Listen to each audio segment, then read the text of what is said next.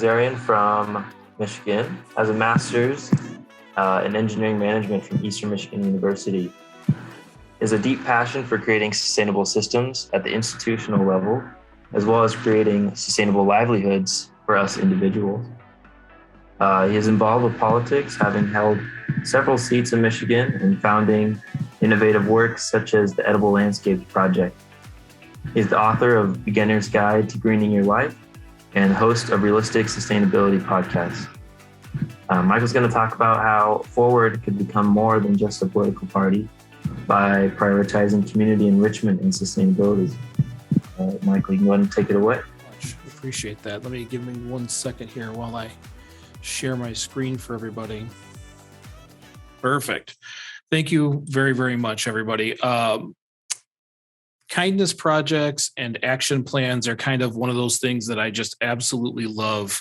It is one of those things that no one can argue about. So I started to think about it here just recently. I've lived in my town for about 4 years, and some things happened as I started to work my way through a project that we designed here in Durand, Michigan. And I was lucky enough that Arizona would let me sneak into some of their meetings for Forward, and I can go to the Michigan meetings. And I started to think how these can be connected. There are some things that we can do that can really set Forward apart.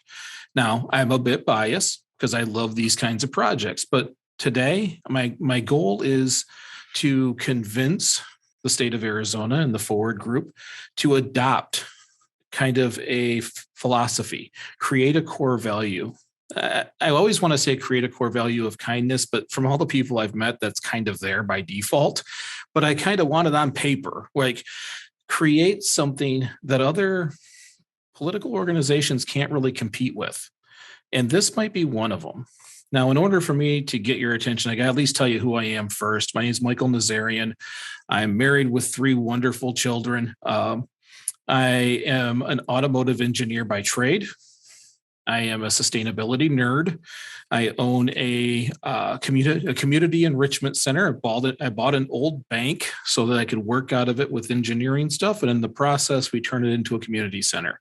Kids STEM, reading labs, and adult enrichment classes are held here. For years now, since 2016, I've worked with a company called STEMnetics that helps kids on the north end of Flint. I'm sure everybody knows the city of Flint, Michigan. It's usually one of the most underserved cities in Michigan. And so we spend a great deal of time in what people call the worst place in the United States. It's not, to help kids with STEM. I'm a sustainability consultant, a co-host of the Realistic Sustainability, the podcast, and I did write that book that he was talking about earlier, the Beginner's Guide to Greening Your Life. Sounds very impressive, but again, these are things that just became a passion and they flow right out of you. But I am an adult who went back to school at 36, so I was a dropout prior to that. Started school 10 years ago.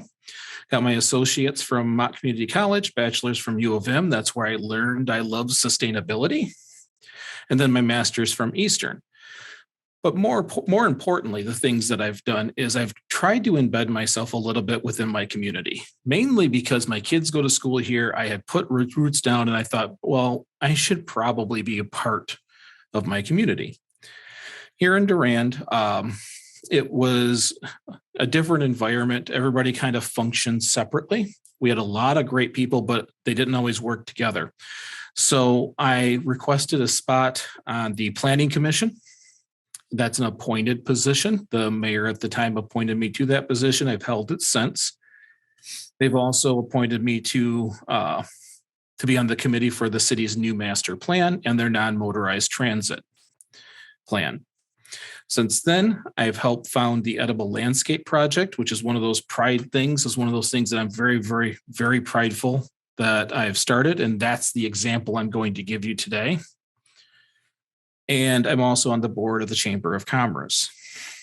The Albert Einstein quote is to remind us that even though there's a third party in its early stages, sometimes It's people from the other groups that come make it. And if we keep using the same philosophies, we won't be able to make the change we really hope to make. So a little bit of background before I go too far. I have really kind of dipped my toe into a couple of different political realms. When I was younger, I went to the Republican Party and I went to their meetings. It didn't take very long before as I was explaining to people that no one believes every single thing on a menu, and that if you believe more than not, you're probably in the right place. That, at least in that group, was not the answer. I was told that I didn't have to come back if I didn't want to. I took the hint. So then I went over to Blue Team and went, okay, the Democratic Party, maybe I'm welcome here. And I was, but it was like, and then some of my nerdiness is going to come out. It's like sitting through a meeting with the Ents from the Lord of the Rings. It was slow. You were there to be seen, not heard. And if you weren't there for 20 years, you weren't getting a word in edgewise. The best person didn't always get to run, but the next person did, which kind of fell into hurting the party. And that bothered me quite a bit too. And then after I was in college and I fell in love with sustainability, my mind went straight to the Green Party. What a great idea. It's in my wheelhouse. Climate's got to be their number one issue. What I found when I was there is there's a tremendous amount of wonderful people there. But the culture is to protest, not to win. They didn't have the structure in place. So instead of trying to work with those parties, I just decided to do my own thing. And well, I say do my own thing very, very loosely. Let me take this second to just say the people who have helped build these programs have actually done the bulk of the work. You're going to hear about Jeff, a Councilman Jeff. That man does way more work than I do. The Chamber of Commerce leader, Candace, and the DDA leader, Lori. These people have decided that this is their program, and they do a ton of work. So don't let me ever say I, because it is a we. And without those we's, none of this gets done. Anyways, why should kindness projects be a cornerstone of Forward? Well, we always talk about being the solution. Well, we're still talking. This is opportunities to just do things. I'm wearing a shirt that says it. I always have logos on just about everything I say. Do is greater than say. If we do something, no one can really argue with, are we doing the right things? If you're out sweeping the streets, it doesn't matter what it is, you're helping. We want to help communities start to become more sustainable.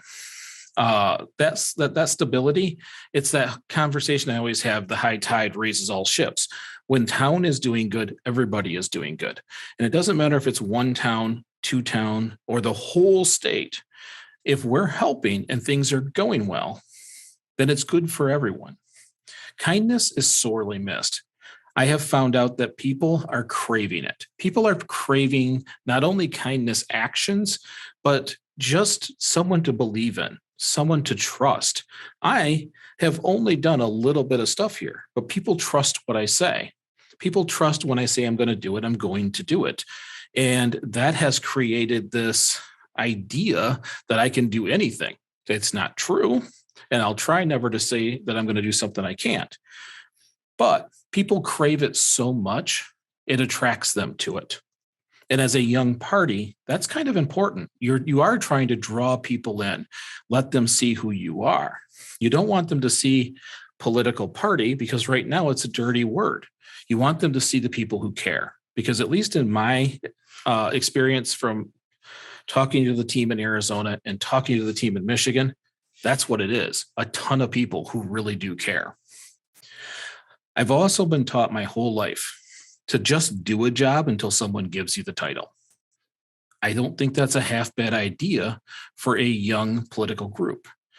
Right now, it's going to take years before big national party runs happen. And I know those are the optics, the things that everybody sees. But if people are getting to be known in the community, they're going to end up in positions. And that's a good thing. Just do it. And we'll know who should run because the citizens will tell you who should run. And it's a little hard to lose an election when the citizens tell you to run. And at the very minimum, what's the worst that can happen? Nice things happen to people. I'm not really sure where to take it from there. Just good things happen. You feel good because you've helped people. I'm not sure if there is a worst that can happen. But this bottom quote is where I saw the connection. Red team and blue team own the game. They literally own the game right now, and everybody hates the fact they own the game. The reason why the Green Party, the Libertarians, U.S. Tax Party have struggled so much gaining traction as a third is they're trying to play the same game. Well, you sometimes have to change that game. And I think this is one of those things that does it. Think about it. Can you see any high-ranking official in Congress on either red team or blue team who's falling behind to a forward member because of all their kindness? Do you see them sweeping the streets in Flint, Michigan? They won't know how to manage it. So this can be kind of a game changer. You grow within the communities around you. So let me kind of try to prove it with a story. During COVID, Durand had a lot of problems. Small businesses were already struggling, and so were a lot of the residents. COVID hit us hard. And this is a politically polarized little town. Everybody had their own reasons why things were bad, but the end of the story is it was just bad. It was hard for everybody. So a lot of the leaders started to come together trying to figure out what can we do to help. There was money in Shiawassee County for food programs. So they bought food from the local restaurants, and myself and others drove around delivering meals to everybody once or twice a week. But that's not enough. We needed something that would galvanize the community, kind of change the culture a little bit while we had this opportunity, and feed people. People need food. So I sent a meme to Councilman Jeff. He's not a congressman yet, but Councilman Jeff said, we have to do this. We have to find a way to get the city to approve this. And all it was in Europe where they were growing little planters of food everywhere. So he had me design a program. That's what this is. I won't take you through the whole program because there's a lot of funny conversations, a lot of good, things that happened during this process. But the end all be all was the city said yes. Jeff recused himself and everybody else voted yes, which was a little challenging to get because I was put in between an argument about bringing marijuana to town and chickens in the city limits. So everybody was there to fight. But for those few minutes, everybody got along. They all started nodding. They knew this was something that would help. For us, it would create foot traffic in front of our businesses and create more walkability through downtown. People have been using their cars. We have more parking than people in this town. Cars pull up, they get their one item, they leave. No one wanders the streets. This would help that. This would get people downtown just wandering around. What I didn't know is it would get more than just residents wandering around our downtowns. It actually did quite a bit more than that. So the city approved it. They gave us a whopping $350. I requested that because no city has ever paid for a project like this. So I kind of played to the ego that if they gave us something they felt was scraps, they could be the first ever in the United States to do something. And they chose yes. As a pilot program, we would try this out. Well, as you can see here in some of the pictures, people started showing up. Now, some of this is fresh out of COVID. Everybody wanted to go do something and get out. But anywhere between 10 and 40 people would show up to go clean the city. Because what we did is we created a beautification committee. And Edible Landscape Project just kind of fit under that. So in the meantime, when there wasn't a weed to pull, we cleaned the city. We swept the streets. We pulled the weeds. We did the things to make town look good. But in Durand, citizen involvement sometimes was low. And in this program, it wasn't. There was people all over the place coming in for these meetings for us to go and yank weeds and clean up areas so we could get ready to plant that weren't even from Durand. People started to come from the local towns to be a part of it. Matter of fact, in these photos, I bet you can't tell which ones are Democrat, which ones are Republican, which ones are independents, or which one of these people hate each other. I can, because I know them. And guess what? They don't hate each other anymore.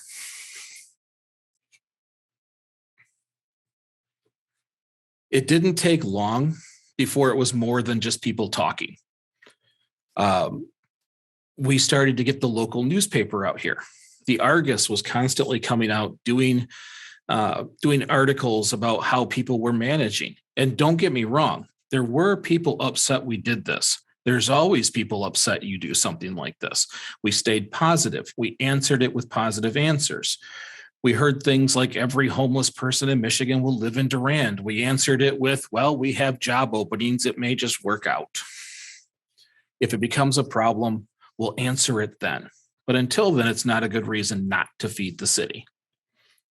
And it kept moving us forward. Next thing you know, TV stations are showing up. Yep, those are a couple pictures of me on television explaining how we put plants in the dirt so people could eat it.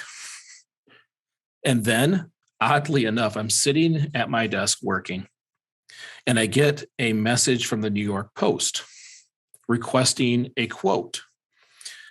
I promptly deleted it as spam because I did not know why I'm receiving these. Finally, someone called my phone and said, based on the AP article, I'm sure you're very busy, but can we get a quote? I didn't know that this little program in a town or a city with 3,000 people in it just made AP News. And when it hits AP News, in case you're wondering, it gets a little silly from there. My email was full. People were calling. It was in Switzerland Times. Now, let me remind you, we took seeds and plants and put them in the dirt like everybody else does in their backyard. We only did it on public ground so that the public could eat it. And people in Switzerland now know. So I was excited and a little sad, but okay, this is good for Durand. People were coming from all over the state to come see the same plants that were in their backyard, but on our streets. They were praising the town.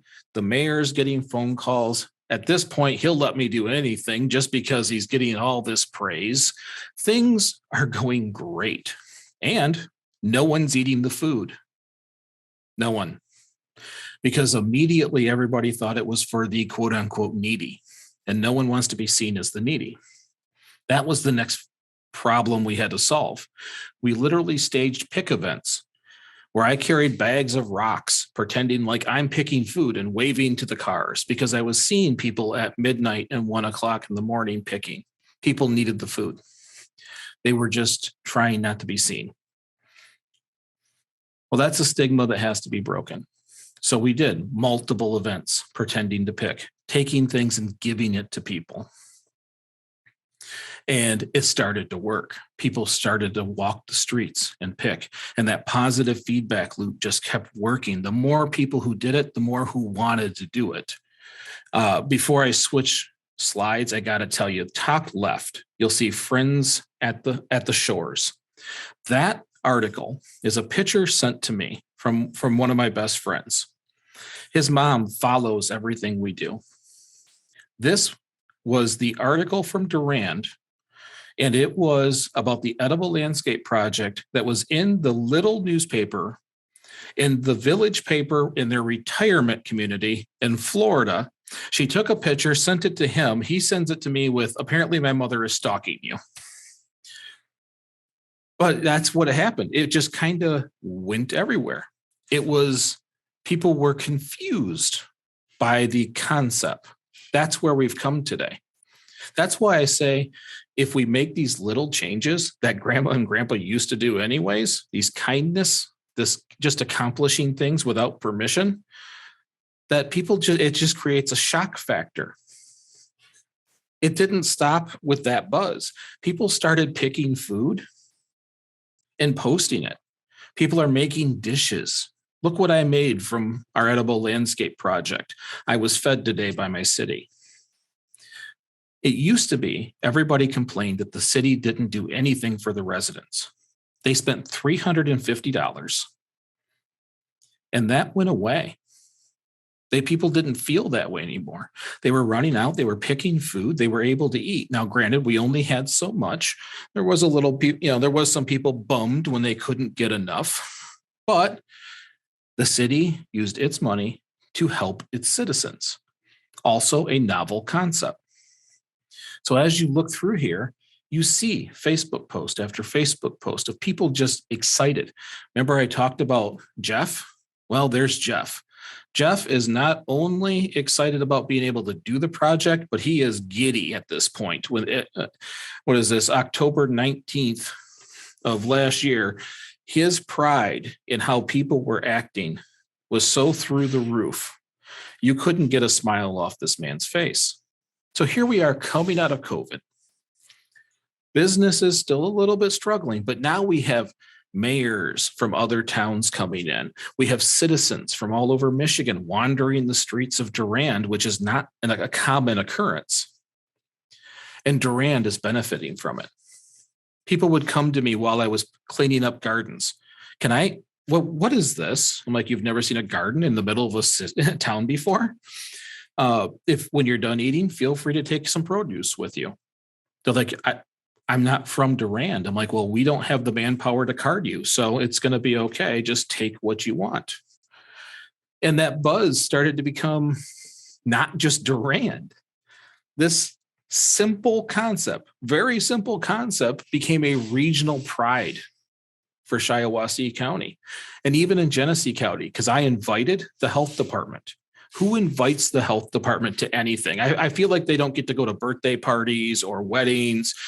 We invited not only Shiawassee County, but Genesee County. We invited the EPA, who didn't come, but they did send me some literature. And we invited the state of Michigan, who did come and take a tour. In case you're wondering, in Michigan, this food is not only safe, it's free, it's fresh, and legally, the restaurants can use it because we don't charge money for any of it. So we have 2 large gardens in front of a barbecue house who in the morning, sometimes they're fresh greens. That's where they get them. The zucchini and their mixed vegetables. That's where they get them. And they're starting to put on the wall. If you're wondering where the vegetables come, look out this window. That's closer to farm to table. That's right over there. And that's what we wanted. We wanted to bring food to the community, just mixed in as part of the city. And you would think like local buzz, all these things, these are really, really good. By the way, we're not great at advertising. They're just seeing us. Candace is amazing. She did send press releases and things of that nature. But most of this stuff, people posting these things on Facebook, these are just some of the ones I caught. Next thing you know, we're being invited to speak at a Michigan conference. Durand is a tiny community. When we got there, everybody was confused. Detroit was there. Grand Rapids is there. Large city managers are there. And here we are. I think we have just over 3,000 residents. And we are the ones that are speaking to them on what they should do with their city. Regional recognition was a big deal to this town. I know a lot of bigger towns, it's not. They get it every year, every couple of months. But here in Durand, we had lost population 20 straight years. We were not a town growing, which is amazing because we have an expressway exit and an Amtrak station in our town, and the town continued to shrink. I don't think that's going to stay the same. I think that's going to change the next census we see. But in the meantime, the Michigan Downtown Association came to us. First, put us on the podcast. After that was done, they were like, yeah, I think we want you to speak. And that was my first time speaking publicly about this program. It was so exciting. We got an opportunity to tell everybody how to do their job, which I kind of thought was rude, but it was still a lot of fun. And that's where I started to think about this whole concept that we're doing such a small action for almost no money. And everybody is shocked by it. that shock factor. Keep remembering that because that's important. There's a ton of people around here that are just shocked by the concept. Well, now I do TikTok videos about it, trying to get other people to do it. I just found out that Mayo is putting in lavender gardens in town. They have small planters in front of some of the stores with herbs in them. When my wife went to Holland, a couple of the stores had tomatoes in potters and said, oh, we saw this thing online in a town in Michigan. That's kind of cool. They may not necessarily know exactly where they got it from, but now this little town, known for trains, or used to be known for trains, is starting to be known for kindness and action because we needed to take action, and we did. And of course, everybody worries about where's the money come from. Well, yes, the city, by the way, has turned this into a permanent project. Right now, the Edible Landscape Project is a line item in the city of Durand, and they give us $500 a year. Well, I grow a couple hundred plants on my own. We pull seeds from the existing. The cost is very small. We buy tomato cages. We buy a few things like that. We might pay a person to till, but that's about it. Well, Blackmore Row Insurance has this thing that they do where if employees want to wear jeans, they throw $1 in a bin, and at the end of the year, they donate that money. Well, it was the Edible Landscape Project that got the $402. On top of that, Ace Hardware in our town sold their 1941 fire truck. Yeah, the picture's right there. They sold it by auction and gave the whole proceeds to the Edible Landscape Project and the Beautification Committee in Durand. Over $5,000. That project is good now. It's good for a long time. We're now talking about possibly putting up a community greenhouse with some of that funding. And then the company who auctioned it donated their fees. Money is coming in from companies and different people from all over the place that wished we would have done this stuff in the past. These are people who would have donated this whole time, but that wasn't the environment they were in. Now that they're seeing these things happen, and it's not just people talking about it, but it's done. They've eaten it. They have picked the vegetables. It's not just something someone said anymore, because that happens far too often here. Great ideas die on the vine if people don't do them. We made sure by the time the city said yes, the plants were in the ground 48 hours later. That we were up running with signs, actively working to make sure the community knew that it wasn't just another talking point. We did it immediately. Doing is the biggest part of these projects.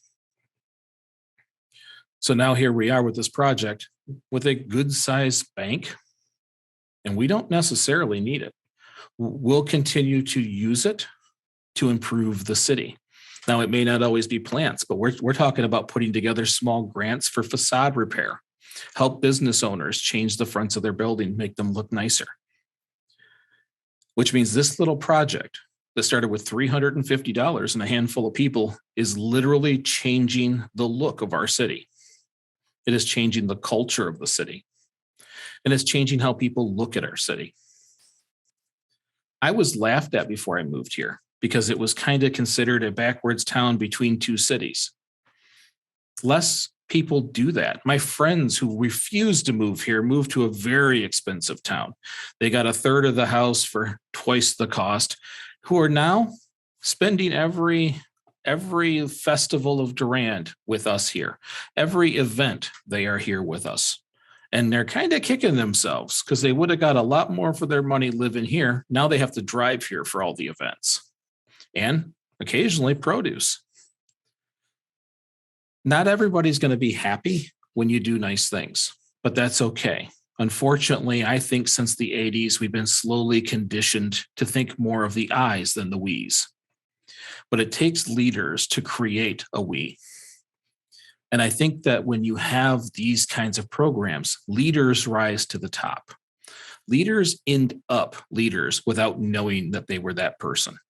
They wanted to do something kind. It worked. Next thing you know, they're leading a group of people doing wonderful things.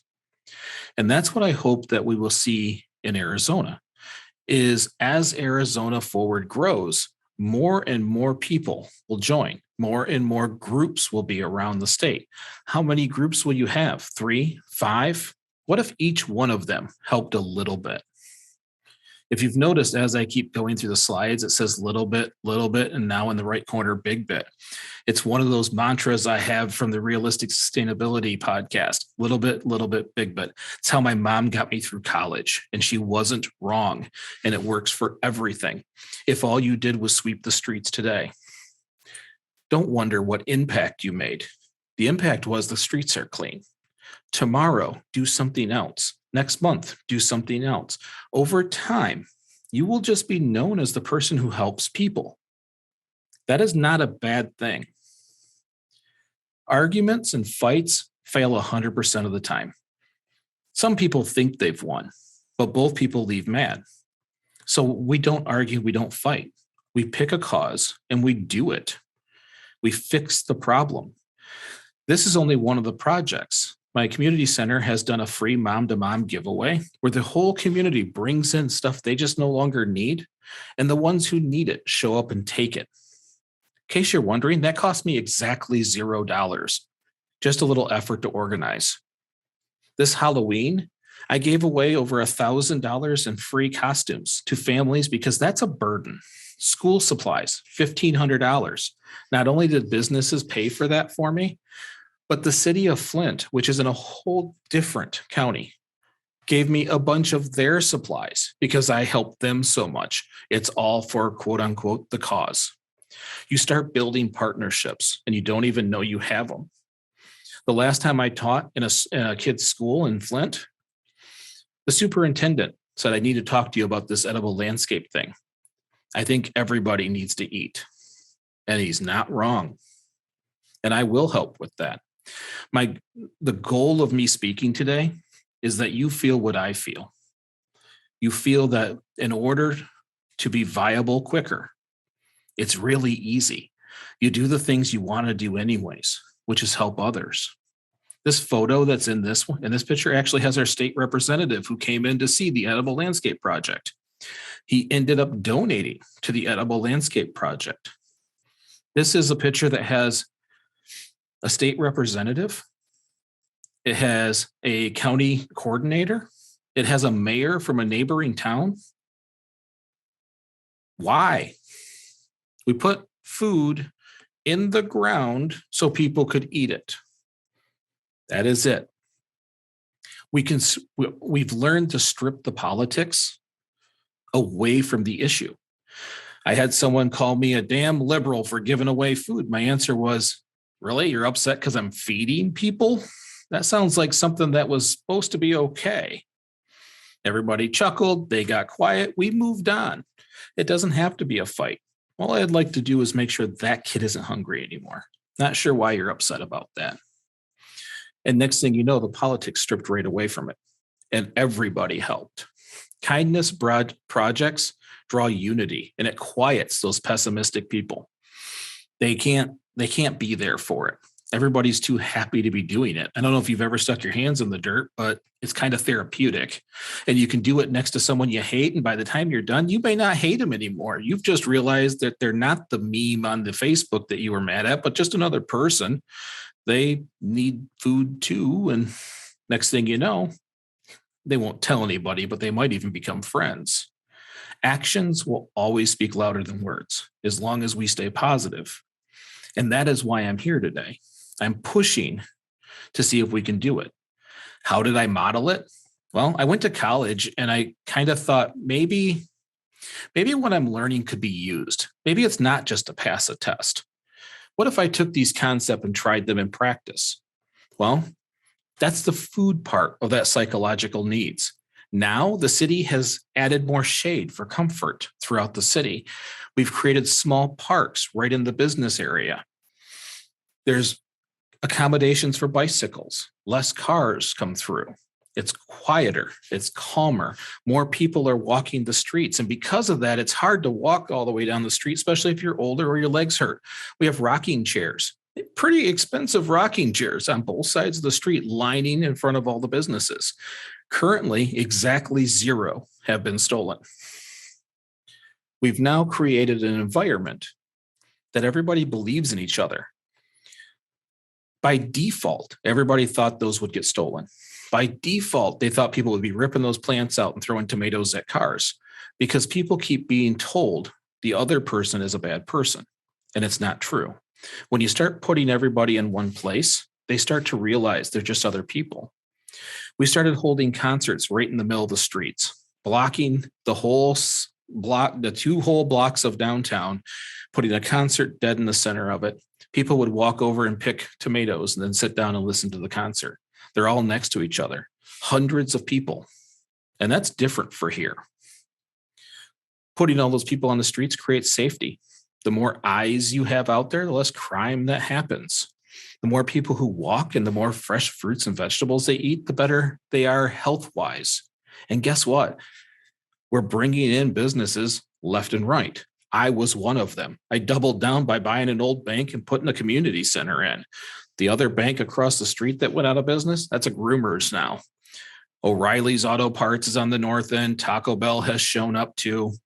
Companies are coming to Durand now, creating jobs. Durand has one of 2 super sites left in the whole state that are only owned by one person, the city, which means a large build out is coming. Not an if, but a when. And the more appealing we are, the quicker that will happen. As this has happened, people have grown and created friendships from who they thought were enemies. They're now having this sense of connection, not only to the city, but the people within it. Why? Because we stuck a few plants in the ground and fed a few people. And everybody thought it was a mind-blowing experience. Little bit, big bit. So why do I really tell you this story? Because it doesn't seem like it's a political thing. What I want you to see is how it changed a community. This community was blocked off. Every group was its own faction. No one went to the other team's events. Very few people spoke to each other like that. They nod, they smile, but they didn't help each other. The chamber was separate from the Eagles Club. The Moose Club did their own thing. The Masons did theirs. Each church stayed to themselves. Harvest Fest was our last holiday style event for this year outside. All of them had booths. All of them were together. Everybody was here at the same time. That in itself is an accomplishment, which means no matter what they were thinking before, no matter what their allegiance was, everybody has decided it's for the community. And Forward can do the same thing. If we stop with letting these other parties argue all day and we just do things to fix it, we help in any way we can. I can't tell you how to do it in Arizona. I've never been to the state. I hope I get invited. I will definitely try to come. But all we have to do is find out in those communities what's important. In Flint, Michigan, there's coat drives that no one can drive to. So we have a big room full of coats that no kids can get to. Well, we're going to have to get cars together and people together and drive families back and forth to get their darn coats. Because what's the use of a coat drive if people can't get to them? These are the kinds of things that Forward can do. It doesn't have to be an edible landscape project. If I remember correctly, most of Arizona is more of a beige color than a green color. So you have to kind of pick accordingly. I see you shaking your head, Chris. That's scaring me. You have to choose accordingly. Because again, I'm a sustainability nerd. I'm always going to go in that direction. But communities always need something. Imagine, well, before I go to that, I have to say my favorite quote. Horace Mann is my favorite quote I got, and I'll tell you, I got it from Neil deGrasse Tyson. Be ashamed to die until you've won some victory for humanity.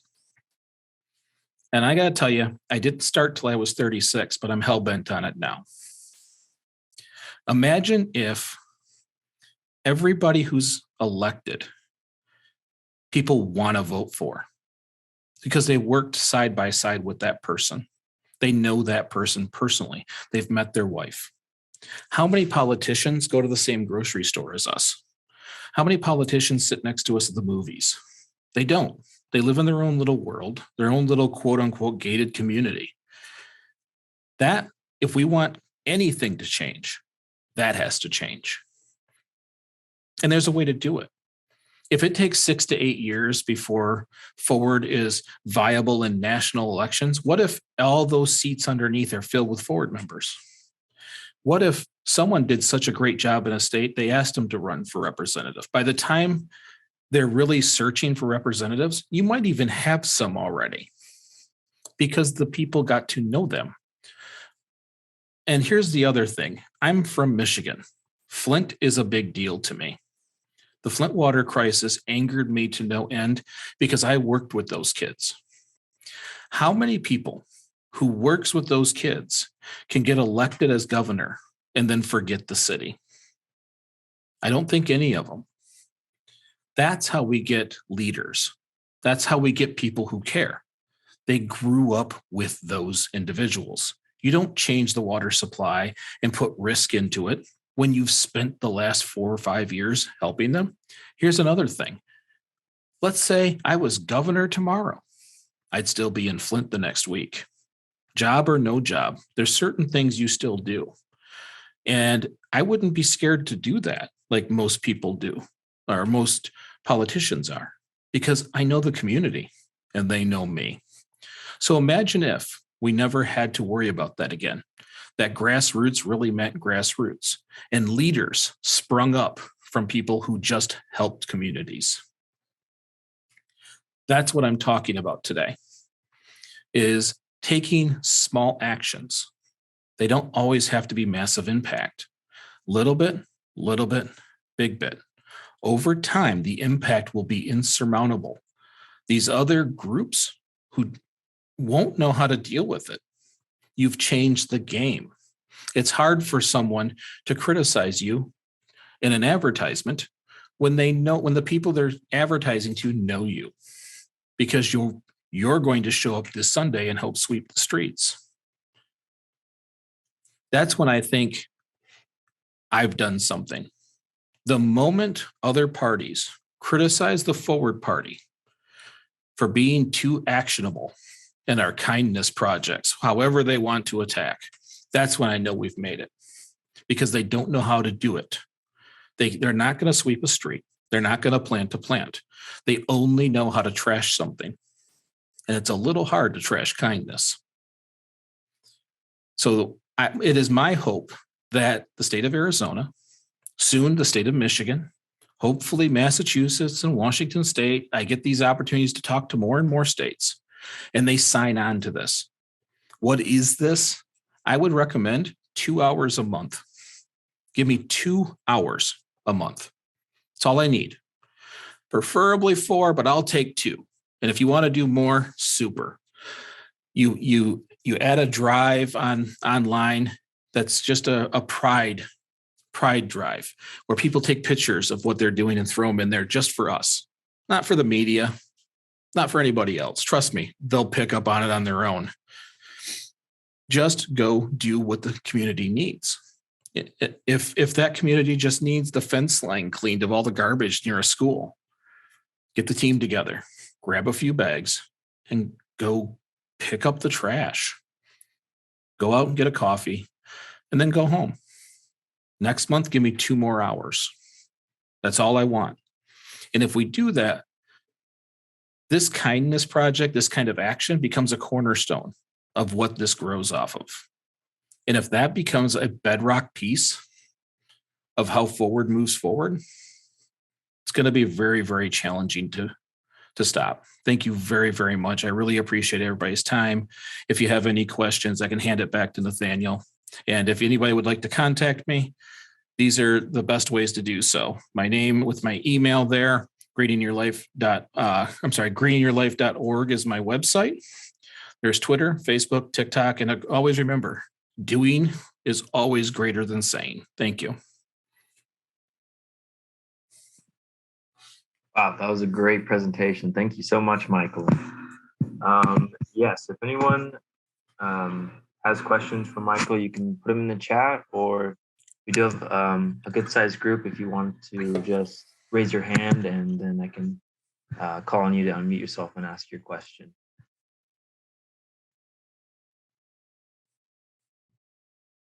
All right, I have a question for you, Michael.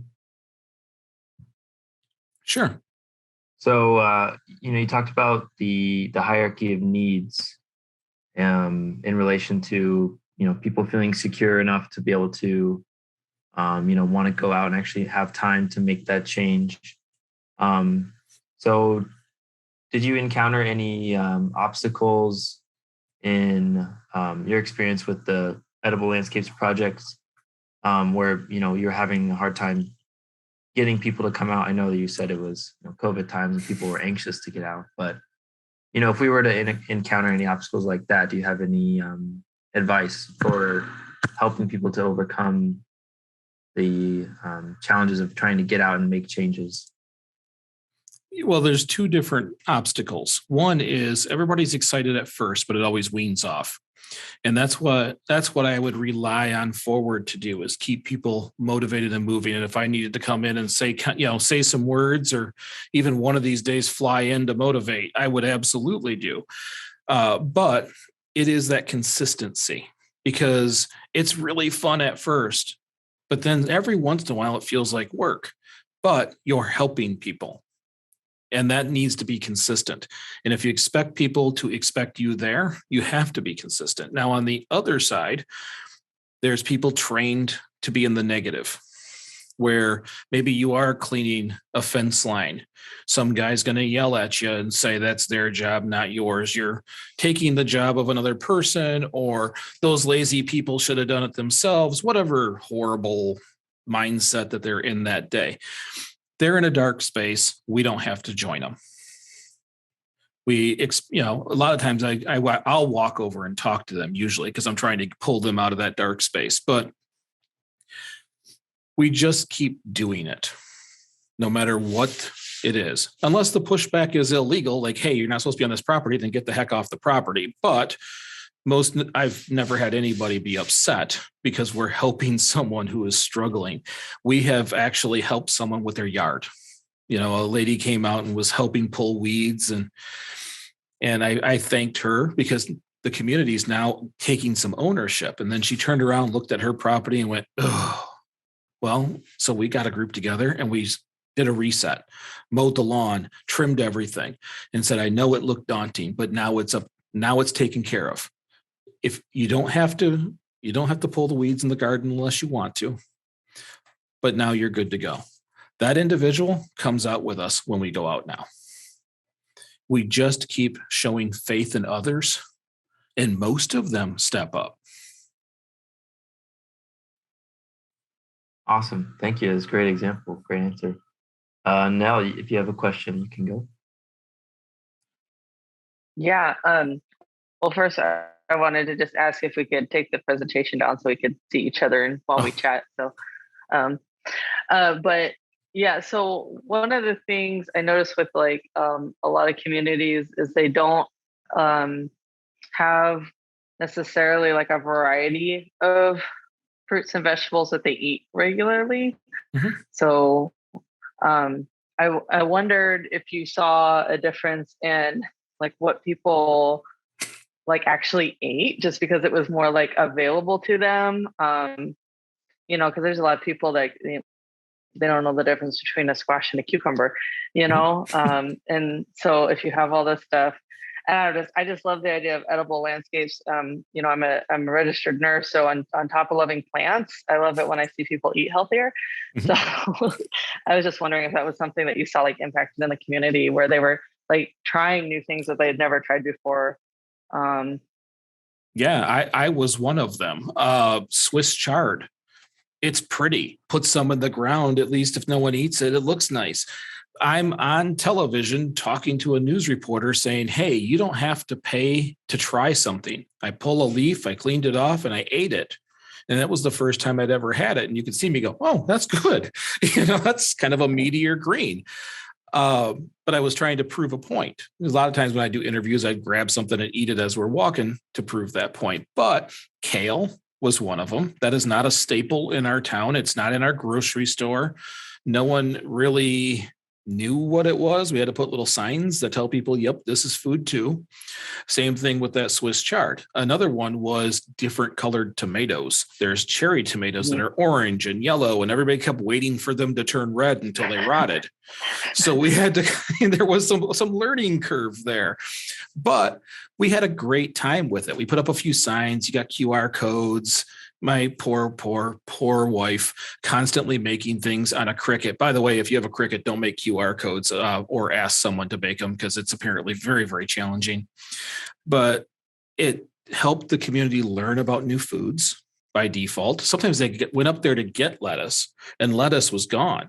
That's what I'm excited about this year. We grew 800 pounds of food and no one can get food because it's all being taken. It's all being eaten, which is fantastic. It just tells me we got to ramp it up next year. Mm-hmm. But now some of this stuff is new stuff, different colored peppers. Carnival peppers are a good example.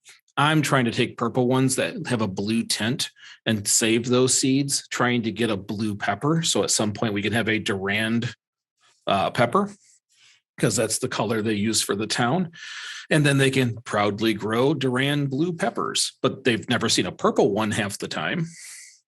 So it's kind of a little bit of a shock factor. They're sometimes the last ones to be grabbed, but the restaurants a lot of times will get them, serve them in meals and tell them that's what this is.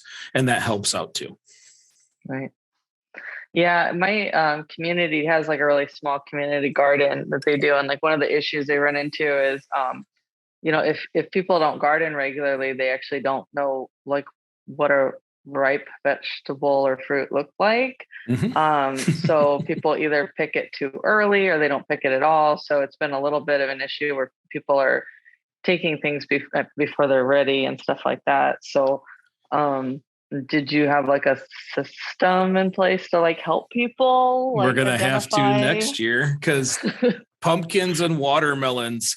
No one's eaten a watermelon yet. They never get to a point. People pick them long before. And it doesn't matter how many times I tell people, it will not continue to ripen once it's off the vine like a tomato. Right. You can't pick the watermelon or the pumpkins and expect them to continue. Both of those were a waste this year. So next year, and again, part of this is learning. So on the website, I try to spell out everything that's happened, how we did it. And one of the lessons learned is pumpkins and watermelons need their own patches with a red-green system.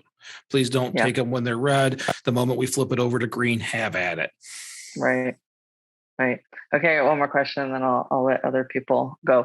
So, you mentioned like some of the naysayers, like saying things like, oh, it's going to draw in all the homeless people. Yeah. So I'm just wondering if any of their negative assumptions came real and you needed to then deal with that, or did none of those things actually even become an issue? There was two that I was worried about. One of them is, anytime you see that, there's always this Facebook post that goes around with, it's an orange tree in an area and it says, well, we should all have orange trees so that the homeless can eat free. First problem with that is everybody can eat free, not just the homeless. But second of all, where it was placed would have dropped to the sidewalk. And immediately the very first thing people say is, who's going to clean up that mess? So the very first thing we had to focus on is placement. Keep trees away from walkways, make sure the plants are towards the center of planters. If we use because we're now using between the sidewalk and the street, that grass line is coming out. It's now food. So when we make our walks, we make sure it's tucked in and it doesn't end up on the sidewalks, because a mess can derail things. Mm-hmm. The other one was, people said, well, kids are going to grab tomatoes and just make a mess. That's it. That out of all the ridiculous things that were said, that's the closest to reality. Because I was a kid and I made a lot of messes. So I did worry about that. So I went to the police and talked to Chief and said, okay, how many times did this happen? Because if there is any, I want to acknowledge them now and look for ways to mitigate it. He's like, 0. No, kids are eating it. They're not throwing it. Like, it's just not happening. Those could happen. One we planned against, one we worried about, but either way, neither of those happened. And the extreme stuff is just people barking. Awesome. Thank you. Mm-hmm. All right, Paul, you can go ahead. Hi, Michael. Apologies for my lighting. It's not too good in here, but first, thank you for sharing the project with us. This is a great example. So much appreciate you taking the time to share this. I was just kind of wondering overall duration of the project from inception to kind of getting past that hurdle of people having the stigma with, hey, I don't want to be seen picking at night, or it's only for the homeless, that sort of thing. When it reached its kind of ultimate success, what kind of was the overall duration? So the very first year, one of the things I've learned about Durand is no one moves quickly. They have wonderful ideas and they start on step 6, which means they never actually happen. So when we went to the city, I had already had 200 plants growing in my basement. So my wife was a little concerned they'd say no, and I'd have 200 plants in my basement. But when they say yes, I need to get them in the ground. So I already had a whole bunch of people together who had committed to helping, so that the moment they said yes, it was in the ground. So things went quickly right off the bat. Now, from what you're talking about, that stigma, that thing that it angers me, honestly. It just, people don't think they're allowed to accept help. And that is not an acceptable mindset. And that is something I'm working to break here with all these other kindness projects, the Mom to Mom and all these other giveaways, because it's wrong. Community helps community, not community sets up to see who needs it and mocks them. So from the beginning, when we realized people were not necessarily running out and getting the food, and I was seeing them late at night, it took probably another month and a half to really get people at least picking in public. Now, some were picking and I'd walk by and say hi, and they're like, oh, I'm just putting this in a share garden at the church. It's okay. Take it, man. Can you pass me that cucumber? I mean, you have to lighten it up. It's okay. And let them understand that taking this and making a meal is more important to me than you worrying about anything else. Because I kept saying, listen, if you don't take it, they won't let us do it next year, because we can't have this stuff just rotting. So you may not need it, but take it to someone else. And they'd pick things and took them home. So we just had to change that mentality. This year, not a problem. So year 1, issues until the end. By year 2, not a problem at all. We grew about 800 pounds of food, and it's challenging to get something off the vine right now. Oh, very cool. Thank you. Mm-hmm. All right, Chris, you can go ahead. Yeah, thanks for taking the question. So I know some of the stuff you put directly in the ground. Some of it looked like you had planter boxes. I have to imagine you had people helping build planter boxes. I'm just wondering what other kinds of odd jobs that you didn't necessarily know you needed help filling at the time kind of came up as you went about the process. Tilling. You want tilling, because when you're pulling grass up, grass is a pain in the butt. It doesn't belong there to begin with, but once it's there, it's there. And to till up the grass, let it die, till it up again, that's an expensive job. We had some volunteers do it. We had, if you notice on even on the slides, the guy who tilled it, I put his card on everything because I greatly appreciate all the work they did for us. And now we can actually pay them for their job. But tilling is by far the most important, because you're usually picking new ground. You're usually picking a spot in the city they're not using right now and turning it into something better.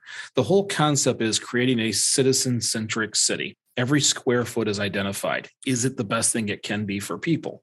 So all these empty spaces are the ones that you convert.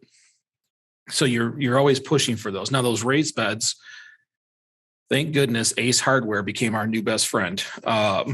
They have donated an insane amount of things to us, honestly. They, including $5,200, which is funny because we're not buying a lot of plants. It's not like they're just getting it all back. They're doing it as part of the community, knowing that there's other things people will buy there. It's not like when people complained, I want to put the grocery store out of business. I've never been able to grow a pineapple. It's never happened. I can't do a kiwi, so, but Ace is a partner to the edible landscape project is about as close as they can be. So you see a few raised beds that came from them. That was, hey, we bought these in the past. They didn't sell. Would you like them? Awesome. Allie, go next. I had a question about water, because where we are, we would need, I feel like gardening for me, anytime that I've decided to get into it, it actually turns very expensive. Mostly because I haven't done the work yet to get good at it. So I end up making a lot of mistakes. But when we live in a place that we do where we would need to water often, how did you handle that? I guess, how was that taken care of for your project? So in some of the photos, you see what they call bunkers, which sounds very, very military-like, but they're just these big square concrete things throughout our town. We have 12 of them. And that's where flowers were. We took some of those flowers out, moved them to other parts of the town, and put food in there at first because that's self-watered. They already water those plants. The ones in front of the restaurant, there was 2 strips of land that this restaurant gave us to. Well, they said we could. The city also agreed because it's actually city property.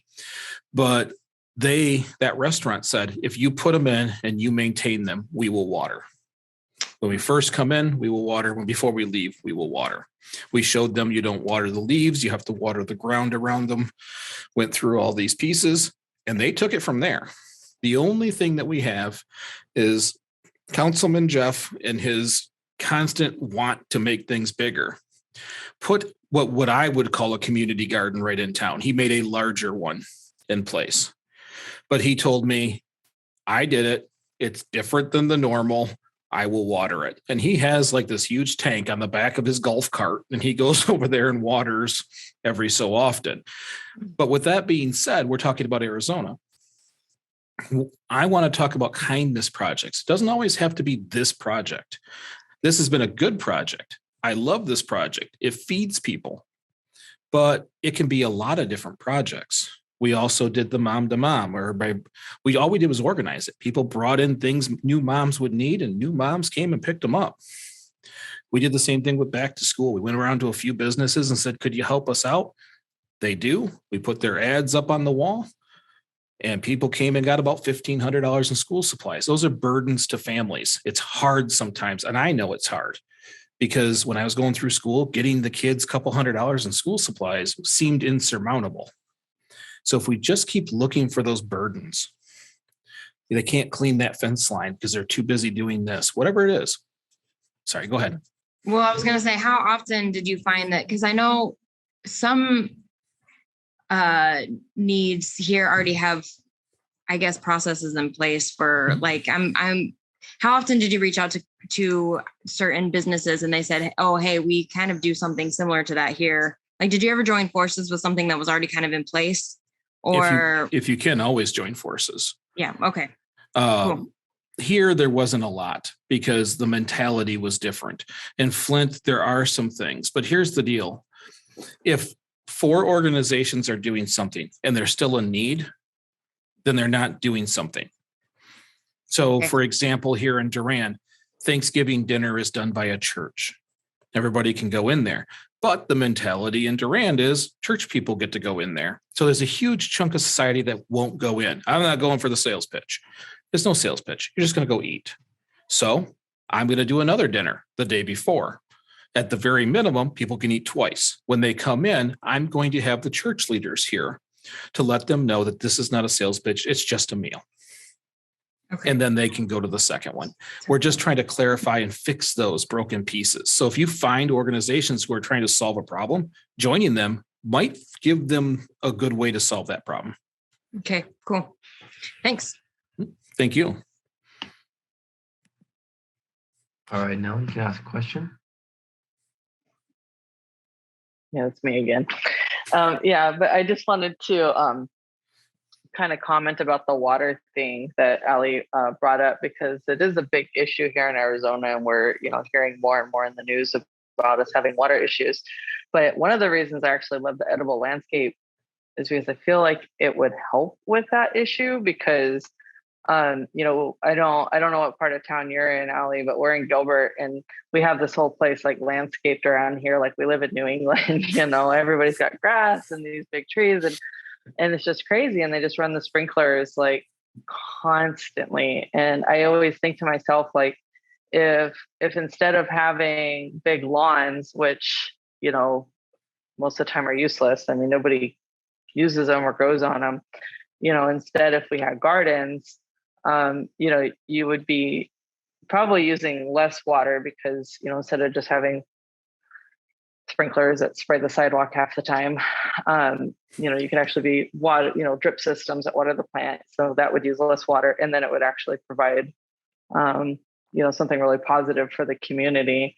So, I don't know. I tend to think that any kindness project is great, and I love just the concept in general, but I love the edible landscape and think it would actually be like very fitting for Arizona, because I think right now the way we use water here is very wasteful, and at least that wouldn't be like a wasteful way to use it. My thoughts anyway. Well, so one of the things that's on my agenda that I'm working on, I'm just trying to find the right plants, is to change the land between the sidewalk and the road, that spot that no one wants to own, but everybody's liable for. First of all, a lawn is a trap. It's one of the weirdest things I've ever seen in my life, to take something that doesn't belong here and then work your butt off to make sure it stays the way it's supposed to while using every resource humanly possible. And if you live near a lake, even cooler, you can spray things on it, let it run off, and then go into your lake, wonder why there's algae blooms, and hire a chemist to come put more chemicals in. Like we're paying to pay. And so one of the things that I'm working on here in Durand, just as another project, is getting that grass removed and either allowing food. Strawberries work really well. They're highly invasive. They don't grow very tall. Pick the strawberries. There's a miniature clover. There's creeping thyme. There's things that look good that you don't have to mow. And maybe I'm just being lazy, but I think using something native like that is probably the way to go. So even if you're not doing food, totally agree. Let's take the burden away from people of keeping up something that shouldn't be kept up to begin with. Yeah, and in case anybody's wondering, yes, if we can accomplish this kindness project all over the United States, I'm not disappearing. I'm going to come back and start talking sustainability.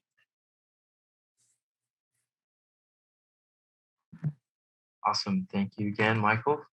All right, Sally, you can go ahead with your question. Thanks.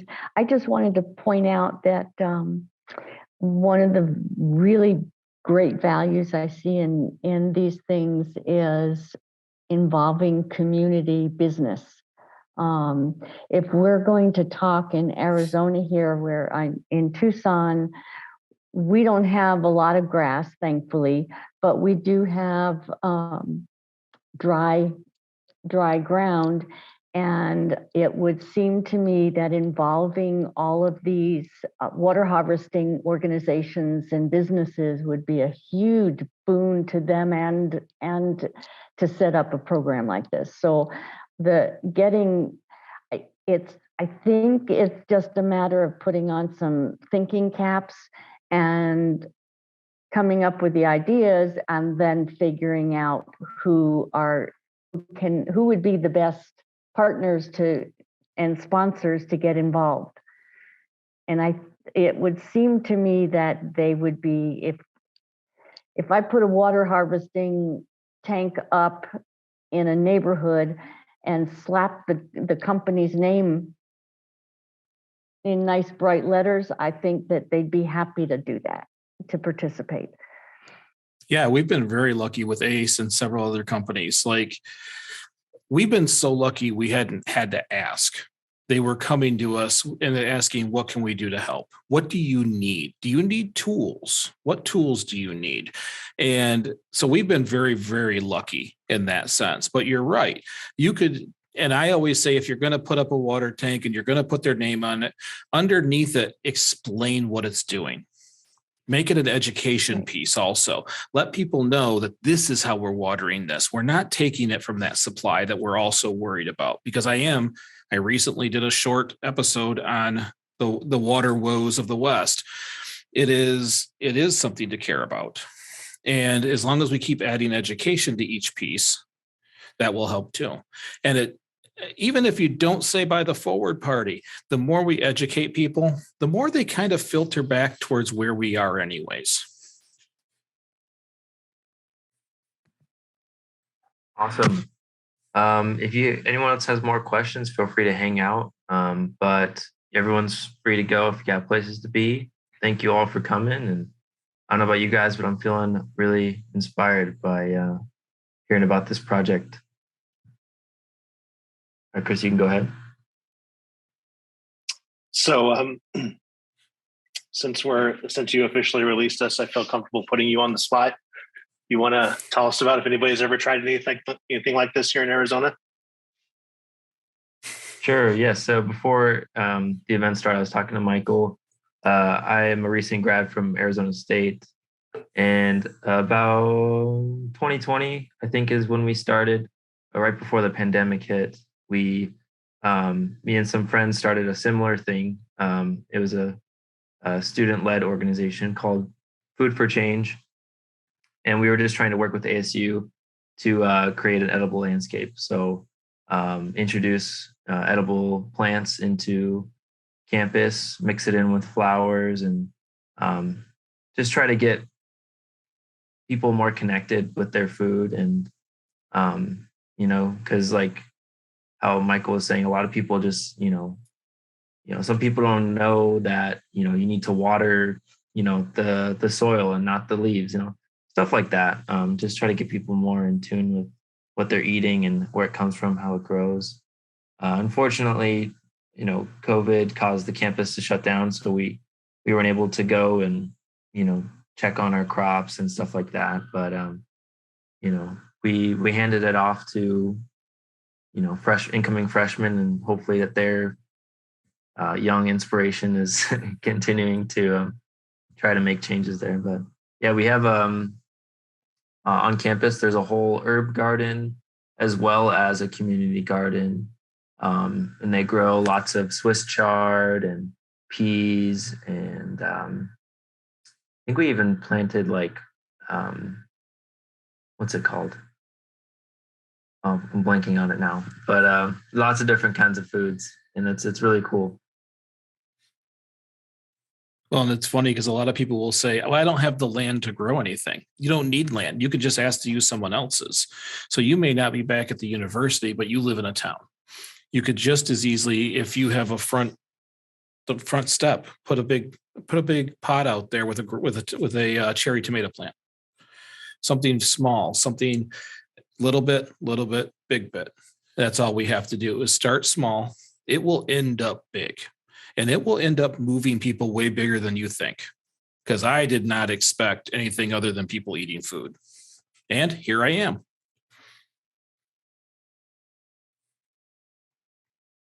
All because you crashed one of our Zoom socials. I did crash a Zoom social. Then went on a rant at the end. That was great. We're so glad you did. So I hope that Arizona's leadership, hint, hint, does something that gets the buy-in from the team. And then I can go back to Michigan and Massachusetts and Washington State, who's already contacted and went, "Hey guys, you can be second," because Arizona's already taken it on. It doesn't, like I said, does not have to be edible landscape. It just 2 hours a month where the team picks a cause and they just work on that cause and help out. So can I jump in one more time? Sorry, I didn't raise my hand, Nathan. So, we announced it in an email blast a couple of weeks ago. And I think I talked a little bit about it at the event yesterday. So Ali and Sally have already heard this, but we did launch something in Arizona. We're calling it AZ Forward Cares. And I should really probably memorize what the CARES is the acronym for. I think it's Community Acceptance, Respect, Engagement, and Sustainability. So the S is sustainability. So that is what the CARES and AZ Forward Cares stands for. And that is absolutely That is going to be I don't know if we call it a sub project or a sub team or something, but our intent is to run projects, in your vernacular, Michael, they're kindness projects, but we're calling them AZ Forward Cares projects. So this was the first one. This presentation was the first one. We are doing a Run for Ryan House on Sunday, November 6th. If anybody is in the Phoenix Valley, wants to come out, nobody is walking with me. Everybody else in this house runs. So I need people to come walk with me. There's a 1 mile, a 5K, and a 10K. It's at Mesa Riverview Park, which is a gorgeous park. If you don't live in the Phoenix Valley, in the Phoenix area, if you don't want to do that, there are places to donate. 100% of that money goes to Ryan House. That is the second thing we're doing. We will be doing more things like this. If you have suggestions, if you'd like to do them in other parts of Arizona, like Tucson, feel free to send us suggestions. We're absolutely fully on board. And again, I can't thank you enough for inspiring you, inspiring us to want to do something like that. I don't, you hopped on to that Zoom call that we did a couple months ago, and it was like a bolt out of the blue. And again, Michael, thank you so much for coming in and sharing your experience. I think it really kind of gave us a jump start on something that we had been, inching towards. So. Yeah, it's funny because all of us want to do great things. We all want to help people. Isn't it amazing that the one thing we wish we could do is the one thing that's probably going to move this organization up and move it through much, much faster. And it's something no one pays attention to. It's something that once we get it and it's starting to click state after state after state, then it's going to be really hard to compete with, because you can't buy your way out of the conversation. People are going to say, you can't trash that guy. He just cleaned up that school. Like, what's the next thing? People are craving kindness. We just saw 2 governors go at it in Wisconsin. And for the last 30 seconds, they asked, please, with all the mudslinging, say something nice about the guy next to you. One of them did. Now, it looked painful, but they did. They did say something nice. The other person made it about four words in and just started slinging mud again. They couldn't get 30 seconds of kindness. Imagine if there's 3 podiums there. It would be hard not to laugh. Like, hey, you could just as easily say we all mean well. Everybody on this stage is trying to do the right thing, and just simplify and make it okay to not hate the person around you. And it will draw people in because they're so tired of it. All right. If there are no more questions, we could probably end the recording.